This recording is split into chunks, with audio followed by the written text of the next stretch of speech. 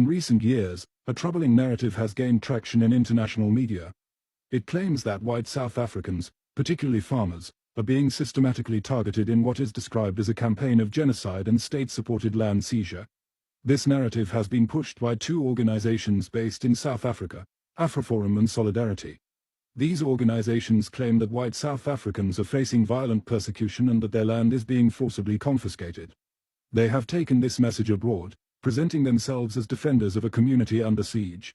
However, these claims have been consistently disproven by independent investigations, police statistics, and international human rights groups.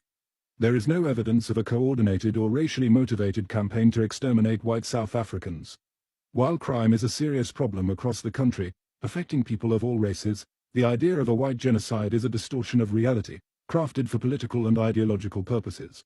In 2025, Donald Trump raised concerns about South Africa through a series of posts on his Truth Social platform, claiming that the South African government was confiscating land and mistreating white farmers. His statements were not grounded in verified intelligence or official diplomatic reports, but appeared to be influenced by a Fox News segment and lobbying by AfriForum during their visit to the United States.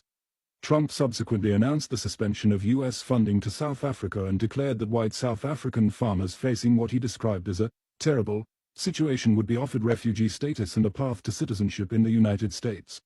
Shortly after Trump's statement, AfriForum responded by saying they did not want to leave South Africa and would prefer to solve their issues locally. This response stands in contradiction to their earlier claims of genocide. If one truly believed they were being systematically exterminated, one would logically seek asylum or immigration. Their refusal indicates that the narrative they're promoting may not reflect genuine danger but instead serves a political agenda. Interestingly, despite AfriForum's public rejection of the refugee offer, a small group of white South Africans have accepted. Around 50 individuals are now preparing to emigrate to the United States under the impression that they're fleeing a hostile and unsafe environment. Their decision highlights how disinformation can create genuine fear, even among those who are not directly threatened. More recently, Elon Musk has entered the conversation. After attempting to offer his Starlink internet service in South Africa, he encountered standard regulatory requirements. These included compliance with public interest rules and local ownership policies designed to promote economic inclusion. Rather than adapt to these regulations, Musk criticized them and used his platform, X, formerly Twitter, to amplify negative portrayals of South Africa. He began sharing content that painted South Africa as a country gripped by chaos, racial hostility, and economic failure. Some of these posts echoed talking points from AfriForum and similar groups. This pattern of messaging has helped revive and spread the same disproven narratives that had already influenced Trump's earlier policy decisions. As Musk's posts gained traction, Trump once again made public statements about South Africa. He proposed extending tariffs on South African goods and declared he would not attend the upcoming G20 summit to be hosted in the country. These decisions, like before, appear to have been based on media content and social media influence rather than official diplomatic channels or verified data. To support the narrative, a manipulated video of Julius Malema, leader of South Africa's Economic Freedom Fighters Party, has been widely circulated. The video is a compilation of clips taken from different speeches, edited to create the impression of a direct and explicit call for violence against white people. Without context, these clips appear inflammatory. In full context, they're part of broader political rhetoric that, while controversial, does not support the conclusion that Malema is inciting genocide. The edited video has been used to provoke outrage and justify false narratives about South Africa. It exemplifies how digital content can be used to mislead audiences and distort political realities. It is a clear case of propaganda designed to evoke fear and justify external interference. AfriForum and Solidarity continue to benefit from this international attention. They receive support, donations, and legitimacy in some political circles abroad. Yet they continue to deny any interest in fleeing South Africa or accepting refugee status, further undermining the credibility of their own claims.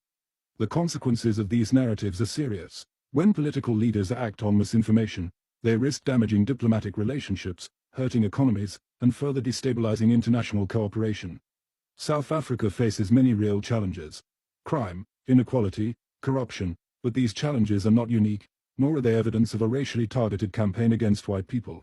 White South Africans continue to hold significant economic and political influence in the country. Land reform is being debated, but it is being approached through legal and democratic processes. Misrepresenting these efforts as genocide not only insults those who have suffered real atrocities throughout history, It also hinders genuine progress and reconciliation. This situation is a case study in how misinformation spreads. A domestic narrative is exaggerated, exported through media, picked up by powerful individuals, and transformed into international policy. Along the way, facts are lost, and real people are harmed, not just those targeted by the false narrative, but also those whose voices are drowned out by the noise. In a world of digital media and algorithm-driven outrage, truth is often the first casualty. But the stakes are too high to ignore. Political decisions based on lies can escalate conflict, deepen divisions, and damage the lives of ordinary people. It is crucial that governments, media platforms, and individuals resist the urge to accept sensational stories without question. The truth about South Africa is complex. It cannot be captured in a viral post or a 30-second clip.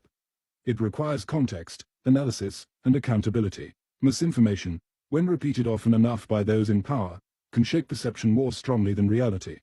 That is what has happened here. A narrative built on half-truths and political agendas has led to real consequences on the world stage. If we are to build a future based on justice and understanding, we must be willing to confront these falsehoods head-on, no matter how popular or persuasive they may appear. The truth deserves more than silence. It deserves to be spoken, repeated, and defended.